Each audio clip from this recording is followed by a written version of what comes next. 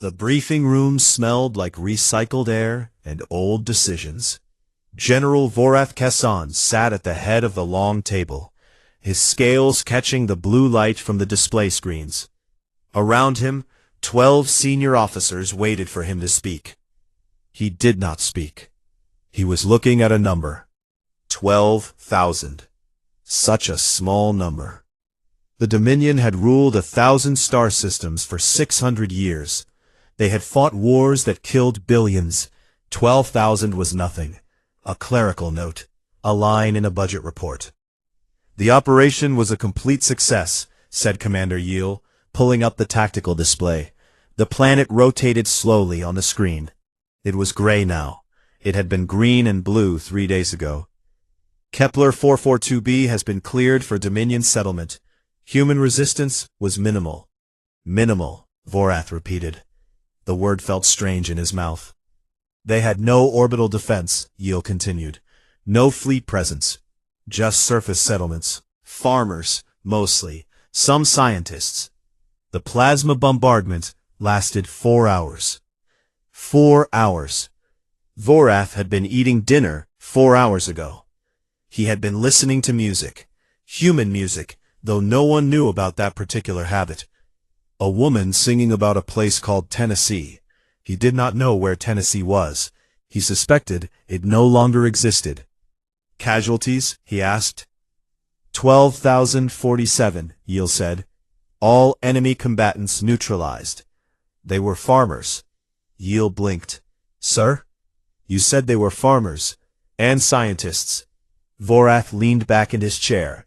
When did farmers become enemy combatants? The room went quiet. Officers looked at their displays, at their hands, at anything except Vorath. Standing orders, sir, Yiel said carefully. Any species that refuses to surrender territory is classified as hostile. The humans were given 14 days to evacuate. They refused.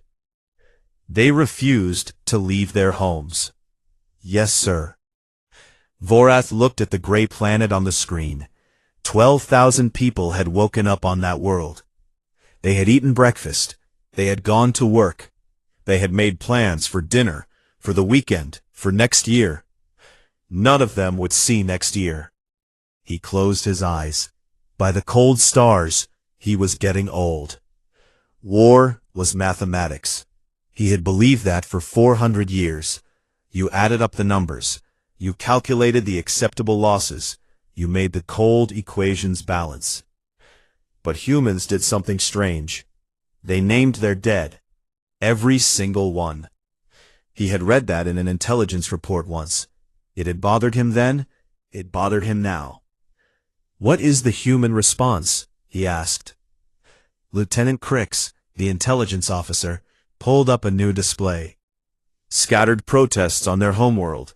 Their governments have issued formal complaints through diplomatic channels. Their news networks are covering the event extensively. Their military response. None, sir. The humans have no unified fleet. Their nation-states maintain separate forces, but they are currently engaged in 3 different conflicts with each other. Crix allowed himself a small smile. They are too busy fighting themselves to fight us. A junior officer at the far end of the table laughed. 12,000 dead, and they send a formal complaint. These creatures are pathetic. More laughter. Vorath did not laugh. His aide, a young officer named Thesson, did not laugh either. Thesson had studied human history at the academy. He had written a paper on something called the Second World War. Vorath had never read it. He was starting to think he should have. Lieutenant Thesson, Vorath said, you studied the humans. What is your assessment? Thesson went pale. His scales shifted from green to gray. In Dominion biology, that meant fear. Sir, He stopped, swallowed. The humans are a young species, pre-unified, still learning to cooperate on a planetary scale. And? They have a concept, sir. They call it righteous anger. Thesson's voice was barely a whisper. When someone hurts them badly enough, they stop fighting each other. They focus on the thing that hurt them. The junior officer snorted. So they will focus on us? With what? Farming equipment? Thesson did not answer. He was staring at his display. The color had drained from his face entirely. Thesson, Vorath said. Sir, there is an update from intelligence. The room waited. All human governments have ceased internal conflicts. Thesson looked up. His eyes were wrong. Not afraid anymore. Something worse. 17 hours ago, every nation-state on Earth announced a suspension of hostilities. Every military force has been recalled to their homeworld. Silence. 17 hours, Vorath said quietly. News of Kepler 442b reached Earth 17 hours ago. Yes, sir. Vorath stared at the display.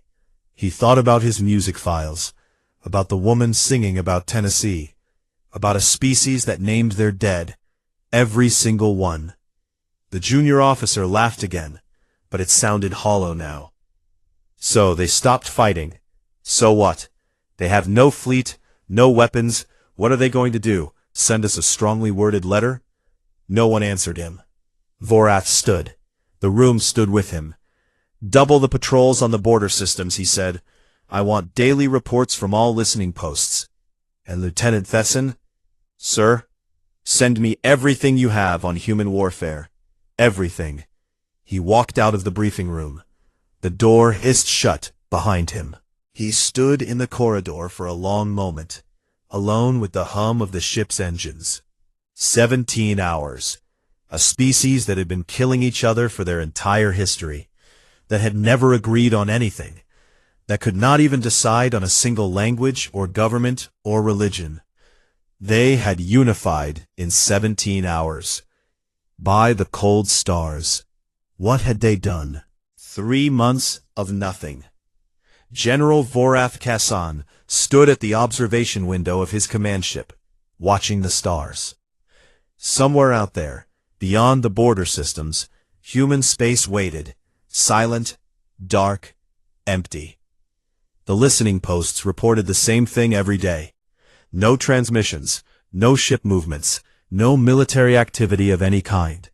Just static and silence, and one phrase, repeated on every frequency, in 7,000 human languages. We are counting. That was all.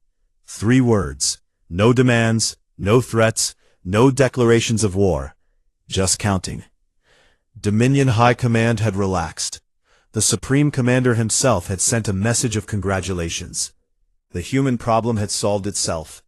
Clearly, the young species had collapsed into grief and chaos. Their brief moment of unity had broken. They were probably back to killing each other by now. The expansion would continue. He could not sleep. Every night, he sat in his quarters and read. He had requested every Dominion file on human history, every intelligence report, every cultural analysis. He read until his eyes burned and his scales ached. What he found kept him awake. The humans had fought a war once. They called it the Second World War. It had lasted 6 years. 60 million dead. 60 million of their own kind, killed in a conflict over territory and ideology. But that was not the part that disturbed Vorath. The part that disturbed him was how it ended. A nation called the United States had built a weapon, a single bomb that could destroy an entire city. They had dropped it on a place called Hiroshima. 80,000 people gone in a flash of light. 3 days later, they dropped another one. And the war ended. Vorath read about the firebombing of Tokyo. 100,000 civilians burned alive in a single night. He read about a strategy called total war. He read about a concept called unconditional surrender. The humans had burned their own cities to ash. They had killed millions of their own people. And when it was over, they had rebuilt everything in 20 years. They were not a species that gave up. They were a species that got ready. General? Vorath turned. Thesson stood in the doorway, looking tired. Neither of them had slept well in 3 months. What is it? The Supreme Commander is demanding an update on the human situation. He wants to know why you are still requesting additional patrols. Vorath turned back to the window. Tell him the humans are preparing. Preparing for what, sir? Our intelligence shows no military buildup, no fleet construction, no weapons development. Our intelligence is wrong. Thesson hesitated. Sir, with respect, we have sensors throughout their space. We would detect any significant activity. Would we? Vorath picked up a datapad from his desk. The humans built nuclear weapons in less than 4 years. They did it in secret. Their own people did not know until the bombs fell. He set the pad down. They called the Project Manhattan. 200,000 workers, 3 years, complete secrecy. That was primitive technology, sir. We detected nothing on Kepler 442b. 12,000 people lived there. Farms, children, schools. Vorath's voice was quiet. We knew nothing about them until we killed them. Thesson said nothing. The humans are quiet, Vorath continued. They are not broken. They are not grieving. They are working. He turned to face his aide. Do you know what humans call the period before a counterattack? Thesson shook his head. They call it getting their house in order. Somewhere in the ship, an engine hummed. Normal, routine, the sound of everything being fine. Thesson's communicator chirped. He looked at it. His scales went gray. Sir, Perimeter Station Theta has stopped transmitting. Vorath felt something cold move through his chest. When? 4 minutes ago. No distress signal, no weapons fire detected. The station just went silent. Get me a visual. They walked to the command center. Officers scrambled to their stations. Screens flickered with data. Somewhere, an alarm was beeping. Bringing up the Theta sector now, someone said. The main display showed empty space, stars, darkness. The station should have been there. A bright point of light, transmitting status reports every 30 seconds like it had for the past 50 years. Nothing. Scanning for debris, another officer called out. No wreckage detected, no energy signatures. It is like the station was never there. Vorath stared at the empty space where 300 Dominion soldiers had lived 12 minutes ago. Sir, contact. A ship emerged from the darkness. Small, outdated, human. It is broadcasting, sir. On screen. The audio filled the command center. A human voice, female, calm, speaking in the Dominion language, accented but clear.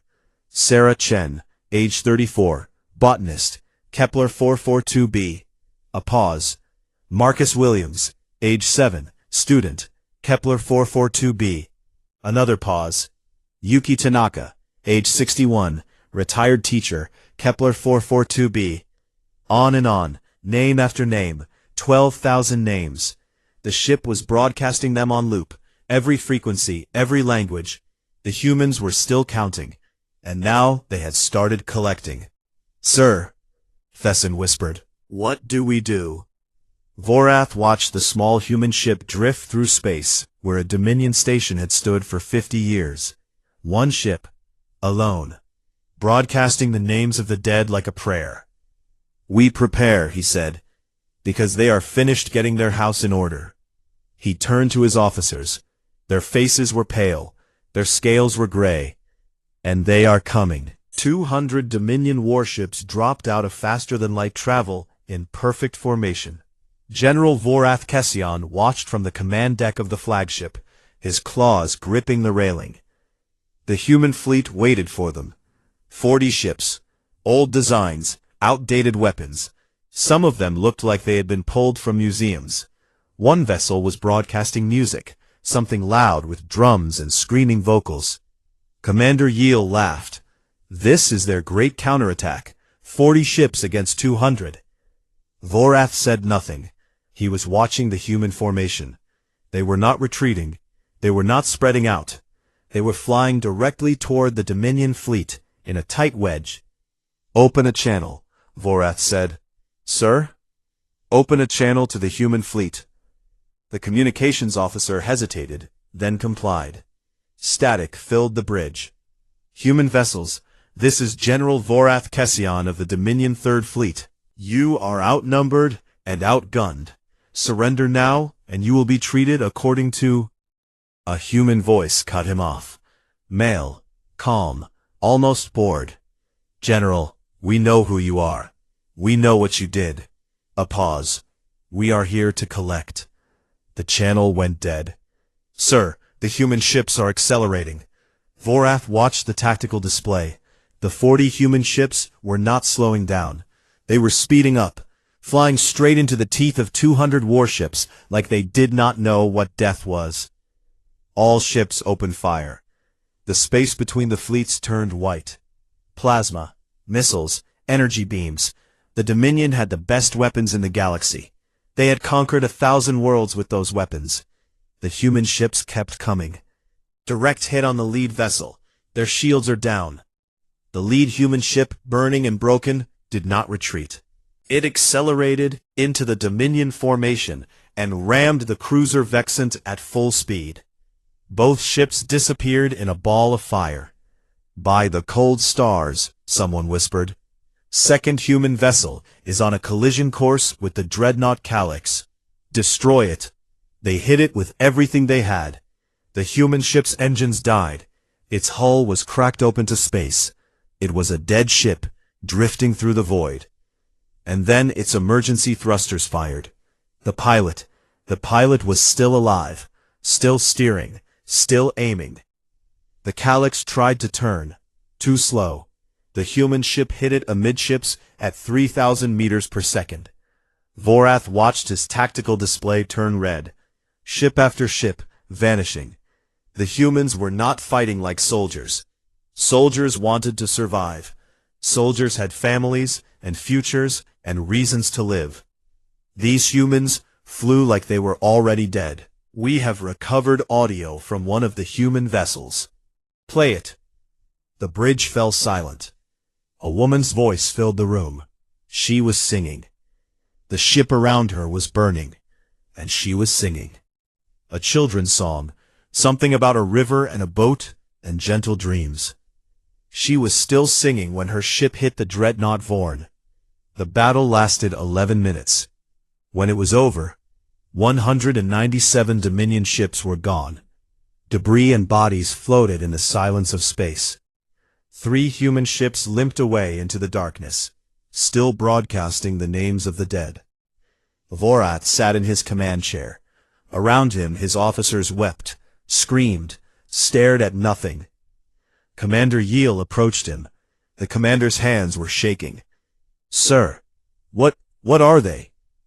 Vorath thought about the woman singing, about the pilot who had steered a dead ship into a dreadnought, about 40 vessels flying into 200 without hesitation. They are humans, he said quietly, but they throw their lives away like... They do not throw them away. Vorath stood. His legs felt weak. They spend them. There is a difference. I do not understand. Vorath pulled up his intelligence files, found the concept he had been looking for. A human phrase. Acceptable losses. Every species had one. The Dominion's acceptable loss ratio was 15%. Above that, you retreated, you regrouped, you lived to fight another day. Humans have a concept, Vorath said. They call it acceptable losses. It is the percentage of their force they are willing to sacrifice to achieve victory. What is theirs? 20%? 30%? Vorath turned to face his commander. The answer tasted like ash. All of them. The bridge was silent. They will spend every life they have, and they will keep counting what they are owed. Vorath walked to the observation window. Debris floated past. Human, Dominion, impossible to tell the difference now. We did not start a war, Commander.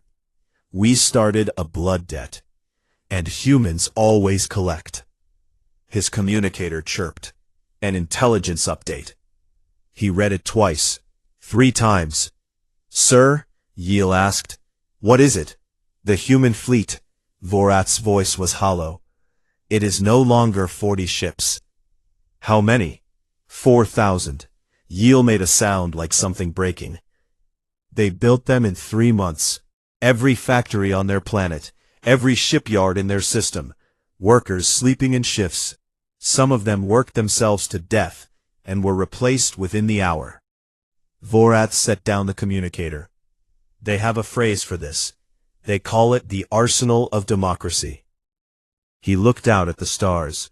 Somewhere out there, 4,000 human ships were moving toward Dominion space. 4,000 ships, filled with people who were not afraid to die. General, Yiel whispered, what do we do? Vorath thought about the woman singing as her ship burned. We start counting our own dead, he said, because they are just getting started.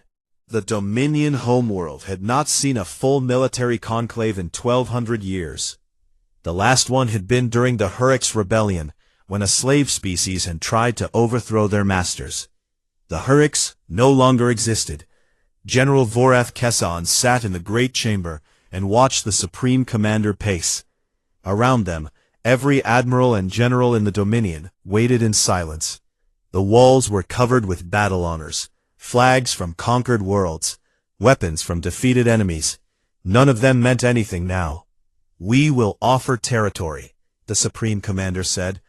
The humans can have the outer systems, 12 planets, enough to rebuild their lost colony 10 times over. No one spoke. We will offer reparations, minerals, technology, whatever they want. The Supreme Commander stopped pacing. We will even offer an apology, a formal acknowledgement of regret. Still, silence. Well, the Supreme Commander's voice cracked. Does anyone have a better suggestion? Vorath looked at the tactical display on the far wall. Red dots, thousands of them, human ships moving through Dominion space like a slow tide of blood. They had lost 6 more fleets. 87 colony worlds had gone dark. The humans did not occupy them, did not loot them. They simply arrived, destroyed every military installation, and left. And they kept broadcasting names. The human diplomatic vessel has arrived, an aide announced. They are requesting permission to land. 1 ship? The Supreme Commander asked. 1 ship, 1 passenger. The Supreme Commander looked at Vorath. General, you know more about these creatures than anyone. What do they want? Vorath thought about the woman singing, about the pilots who steered dead ships into living targets, about a species that unified in 17 hours. I do not know, he said honestly, but I do not think it is territory. The human ambassador walked into the great chamber 20 minutes later. She was small, gray hair, calm hands. She wore a simple black suit with no decorations except a single pin on her collar. A small circle, 12,000 tiny names etched around its edge. She was carrying a document. I am Ambassador Elena Vasquez, she said. Her voice was soft, clear. I represent the United Earth Government. The Supreme Commander straightened to his full height. He was 3 times her size. His scales were the deep purple of royalty. His claws could crush her skull with a single squeeze. She did not look impressed. Ambassador, we are prepared to discuss terms. The Supreme Commander gestured to the document in her hands. Is that your proposal? No. She walked to the central table and set the document down. This is not a proposal. This is not a negotiation. She looked up at the Supreme Commander. This is an invoice. The Supreme Commander picked up the document. Vorath watched his face as he read it. The color drained from his scales, purple to gray to white. This is... The Supreme Commander's voice was barely a whisper. This is a list of names. 2,347 names, the ambassador said. Every officer who authorized the Kepler 442b strike. Every ship captain who fired. Every bureaucrat who approved the order. The chamber erupted. Officers shouting. Generals rising from their seats. Voices overlapping in outrage. You want us to hand over our own people? This is insane. We will never. Quiet. The ambassador did not raise her voice. She did not need to. The room fell silent. We do not want your territory. We do not want your resources. We do not want your apology. She looked at the Supreme Commander. We want justice. The Supreme Commander set down the document. His claws were trembling. And if we refuse? The ambassador smiled. It was a small smile. Polite. It did not reach her eyes. Then we keep counting. She reached into her jacket and placed a second document on the table. This is a list of every Dominion colony within striking range of our current fleet positions. She tapped the paper with one finger. Population totals included. We have gotten very good at math, Supreme Commander. Vorath looked at the list. 37 colony worlds, 400 million Dominion citizens. You would kill 400 million people? The Supreme Commander asked. For 12,000? You killed 12,000 for farmland. The ambassador's voice was ice.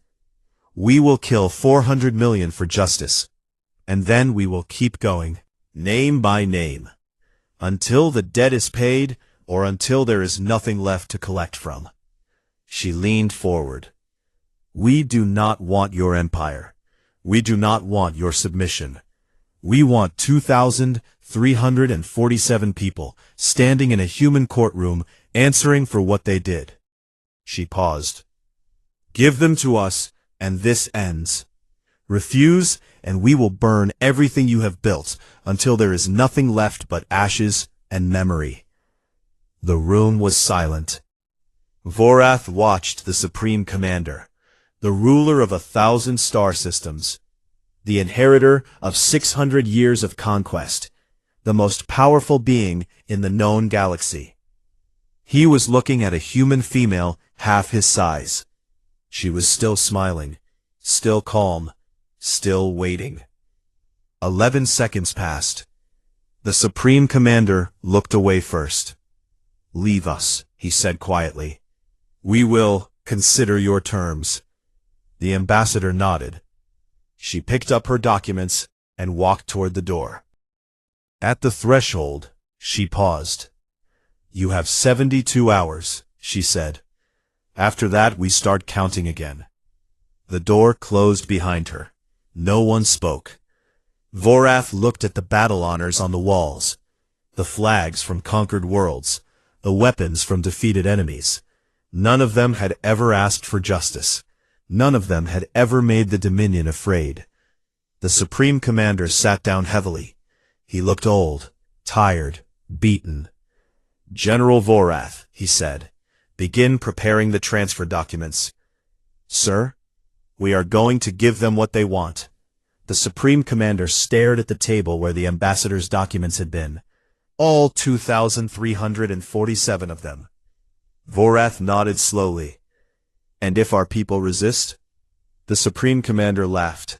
It was not a happy sound. Then they can explain to the humans why they deserve special treatment. We are done fighting this war, General. We lost it the moment we touched that colony. Vorath thought about the woman singing as her ship burned. The Supreme Commander was right. They had lost this war 12,000 deaths ago. The trials lasted 3 years. General Vorath Kessan watched every single one. He sat in his quarters on a quiet moon, far from Dominion space, and he watched humans put his people on trial for crimes against their species. 2,347 defendants. Each one received their own hearing. Each one faced their accusers. The families of the dead sat in the courtroom galleries, holding photographs of people who would never come home. The humans broadcast everything. Every testimony, every verdict, every sentencing. They translated the proceedings into 100 Dominion dialects so that everyone could understand. Most of the defendants received prison sentences, life imprisonment on human worlds where they would work, eat, and sleep among the species they had tried to destroy. 17 were executed. The humans did that publicly too. No torture, No spectacle. Just a quiet room, a medical injection, and a name read aloud before the end. The same name that had been on the ambassador's list. The same name that would be carved into a memorial on Kepler 442b. When it was over, the humans went home. They did not occupy Dominion territory. They did not demand tribute or submission. They did not install puppet governments or strip resources from conquered worlds. They simply left. The galaxy watched in confusion. The Dominion had lost. They had surrendered their own people to alien courts. They had bent their knee to a species that had been farming dirt 50 years ago. And the humans wanted nothing but to go home. Vorath understood. It took him years, but he understood. The humans had not fought for territory. They had not fought for power or resources or revenge. They had fought for balance. 12,000 dead. 2,347 held accountable. The scales were even. The debt was paid. That was all they had ever wanted. Vorath retired from the Dominion military 6 months after the trials ended. He moved to a small world on the edge of known space and began to write. His paper was called The Nature of Humanity, a Study in Applied Justice. It took him 4 years to complete. When he published it, the Dominion Academy rejected it immediately.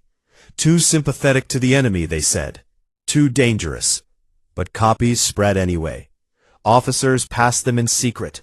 Cadets downloaded them on private channels. Within a decade, it was required reading at every military academy in the galaxy. Not because the Dominion wanted it taught, because everyone needed to understand. The paper's thesis was simple.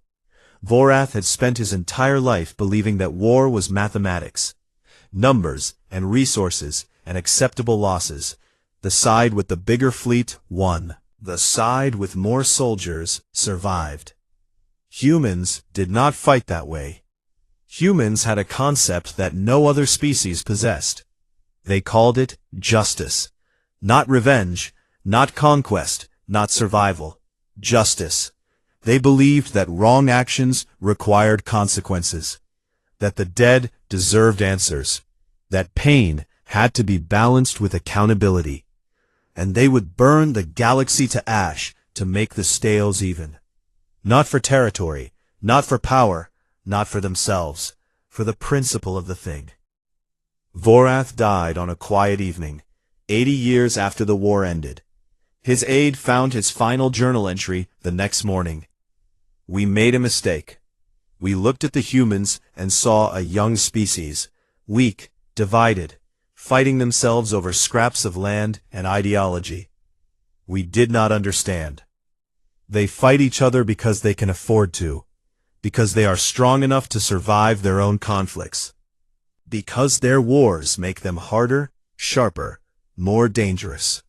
When something external threatens them, when something kills their children, destroys their homes, names itself their enemy, they stop, they count their dead, and they come for you. Together. Every single one. We thought we were predators. We had ruled 1,000 worlds. We had crushed 100 species. We had never lost a war. We had never faced humans. Now we know the truth. There are predators in this galaxy, and there are humans. Learn the difference. 100 years after the war, a young Dominion officer named Kella sat in a military history class. The instructor was old, a veteran of the border conflicts, a student of Vorath's writings.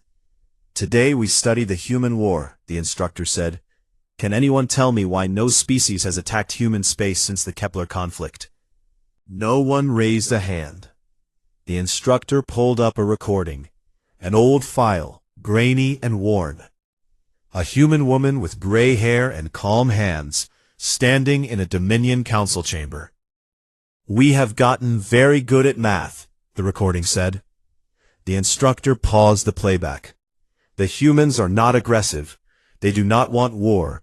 They do not seek conquest or expansion. They are content to farm their worlds and raise their children and live their small lives. She looked at the cadets. But they remember. They name their dead, every single one, and if you give them a reason, She let the silence stretch. They will count what they are owed, and they will collect. No matter how long it takes, no matter how many of them die, no matter what it costs. Kella raised her hand. Instructor, what should we do if we encounter humans? The instructor smiled. It was not a happy smile. Trade with them. Talk with them. Learn their music and their stories, and their strange little customs. She turned off the recording. Make them your friends. Make them your partners. Make them anything except your enemies. And if we fail? The instructor thought about Vorath's writings, about a woman singing as her ship burned, about 12,000 names broadcast on loop across the stars. Then pray to whatever gods you believe in, she said quietly, because the humans do not forgive, they do not forget. She looked at the cadets, young faces, eager faces, faces that had never known war. They balance the scales, she said, always. Kella looked at the frozen image of the human ambassador on the screen. A small woman, gray hair, calm hands. The most terrifying thing she had ever seen. Class dismissed, the instructor said. Remember the lesson. Kella would remember it for the rest of her life.